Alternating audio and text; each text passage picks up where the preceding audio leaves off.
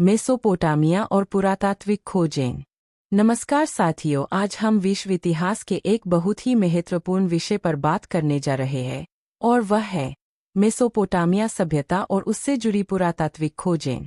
सबसे पहले समझते हैं कि मेसोपोटामिया क्या है। मेसोपोटामिया का अर्थ होता है दो नदियों के बीच की भूमि। ये दो नदियां हैं, टाइग्रिस और यूफ्रेटिस। अब सवाल उठता है कि मेसोपोटामिया में खुदाई कब शुरू हुई। तो ध्यान से सुनिए, मेसोपोटामिया में पुरातात्विक खोजों की शुरुआत 1840 के दशक में हुई, यानी 19वीं सदी के मध्य में। शुरुआत में खुदाई एक या दो स्थानों पर नहीं, बल्कि उरुक और मारी जैसे कई स्थानों पर की गई।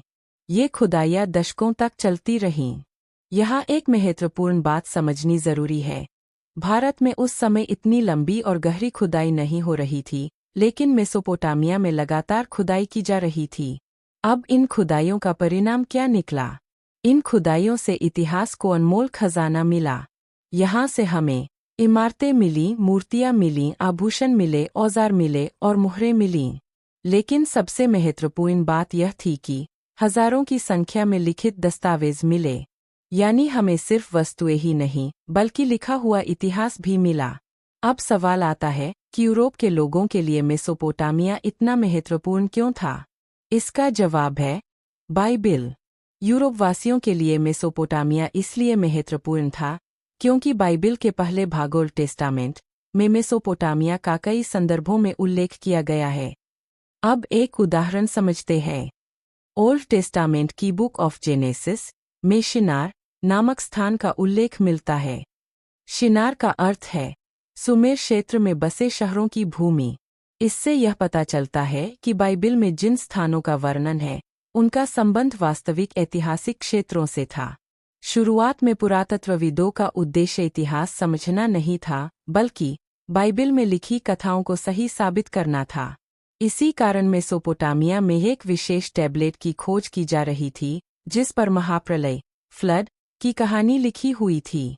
1960 के दशक तक यह माना जाता था कि ओल्ड टेस्टामेंट की कहानियां ऐतिहासिक रूप से सही नहीं है। लेकिन जैसे जैसे खुदाई आगे बढ़ी और तकनीक बेहतर होती गई, वैसे वैसे इतिहास को देखने का नजरिया बदलने लगा। धीरे धीरे पुरातात्विक तकनीकें और उन्नत तथा परिष्कृत होती गईं। अब ध्यान सिर्फ धर्म या कथाओं पर नहीं रहा, बल्कि आम लोगों के जीवन, उनकी सोच, उनकी भाषा और उनकी संस्कृति को समझने पर भी दिया जाने लगा। यहाँ तक कि अब इतिहासकार यह जानने लगे कि प्राचीन लोग कैसे रहते थे, कैसे लिखते थे और समाज कैसे चलता था। इस तरह बाइबिल की कहानियों की अक्षरशः सच्चाई साबित करना इतिहास का मुख्य उद्देश्य नहीं रहा। निष्कर्ष रूप में हम कह सकते हैं कि मेसोपोटामिया की खुदाइयों ने सिर्फ एक सभ्यता को उजागर नहीं किया, बल्कि पूरे विश्व इतिहास की समझ को बदल दिया। यही कारण है कि मेसोपोटामिया को विश्व की सबसे महत्वपूर्ण प्राचीन सभ्यताओं में से एक माना जाता है।